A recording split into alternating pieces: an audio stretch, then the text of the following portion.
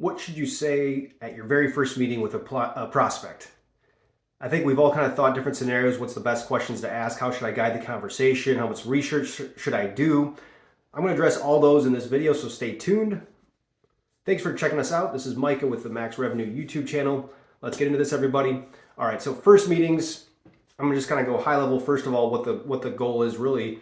That is to, before the first meeting, I want it to be about 15 minutes. When I'm talking about this with a prospect, that's what I'm telling them. Hey, this will be about 15 minutes. It could go up to 30 if you want to talk longer, but that's all I need.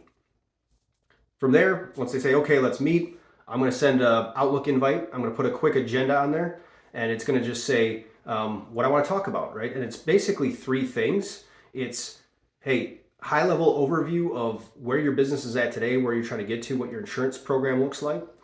Second thing is I want to talk to you about a due diligence process that's very different, how it benefits you, and what's involved. And then the last thing is let's just decide on a path forward. And that's it.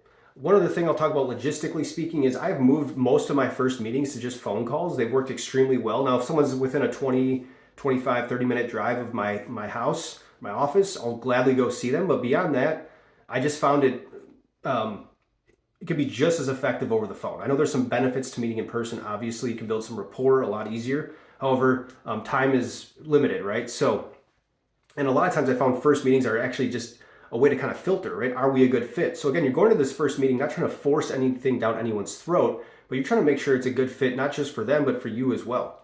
Okay, so you get on the phone call. How do you kick it off? Where do you go? This is typically how I open. It's just, if you want to make small talk, great. I'm not like hardcore one way, hey, no small talk, or yes, you got to have small talk. It just depends on that person, right? Kind of the vibe you're picking up. So just be very aware of the person that you're speaking to. Obviously, before the call, do some research, go on their LinkedIn, go on their company's page, just be aware of all that stuff. I don't spend more than usually 10 minutes researching them. There's no point. But here's how I'll open up the call typically. Hey, Dave, thanks again for taking my call. I'm looking forward to chat with you. As I said, 15 minutes here today. Does that time still work for you? Yes, great.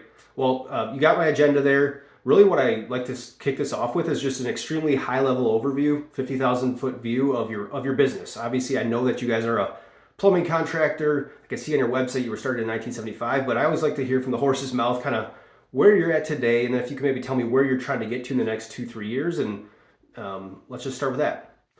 Great. Okay, so then now they're talking. Ball's in their court. This is what you want. So let them talk. Take some notes. I don't take a ton of notes. I'm just more so listening, really, making sure that confirming what I understand about their business. And then just getting to know them a little bit more. Now, when you get into that, hey, this is where we're trying to go, that's where it can become interesting. Hey, we want to grow by 30%. And then what I like to follow up that question is with, thanks for sharing that. What are your biggest challenges? What do you think is kind of going to stop you from achieving your growth goals? Listen, right? Now, I know this is really high overview, but I think it's just kind of just important to build a base. We're not spending 20 minutes, though. This is maybe a 3 to 5 minute conversation, but if they want to talk a lot, let them talk a lot, right? So now they kind of told you about their business. Next part, hey, Dave, so thanks for sharing all that. About the insurance now. Again, let's kind of start high level. What's your overall experience like, Ben? This is where you can say, hey, how long have you been working with your agent? Oh, we changed 2 years ago. I like to follow up that. What was your catalyst for changing? Okay, again, I'm not getting in the weeds. I'm just trying to kind of high level figure out where they're at, but there is one important question. Two kind of questions I like to ask is, one is, when it comes to the insurance and your due diligence process, what does that kind of look like over the last couple of years? And this is what you're trying to figure out. Do they quote every year? Do they talk with multiple agents? Have they just been with one agent for 30 years? I think it's just a good question to get a barometer for where they're at. And then what I like to kind of close this little segment up is, so, can you just tell me, what's your understanding of how the insurance game is played? And they would say, well, what do you mean by that? Well, do you know how it's distributed when you try to get quotes, how that process kind of looks on the back end? And typically what people will say to me is either, yes, I think I know, or no, I don't know, but I'd love to have, please, could you share with me? And that's where I'll chime in and say, you can either draw this little picture I like to really draw showing the markets, the agents, and then you, the business owner, and just show that, underwriters will only work with one agent at any given year, meaning whoever sends in a submission first has exclusive access. Most agents go to the same exact underwriters. So it really ultimately doesn't make sense for buyers to use multiple agents to divide up the marketplace. The only reason it would make sense to really use two agents is if another agent had another market that your current agent you're working with doesn't have. So usually at this point, you're kind of talking with them and they say, okay, that makes sense. Well, how do you ever get new business? And that's where you chime into, well, what we developed as a due diligence approach.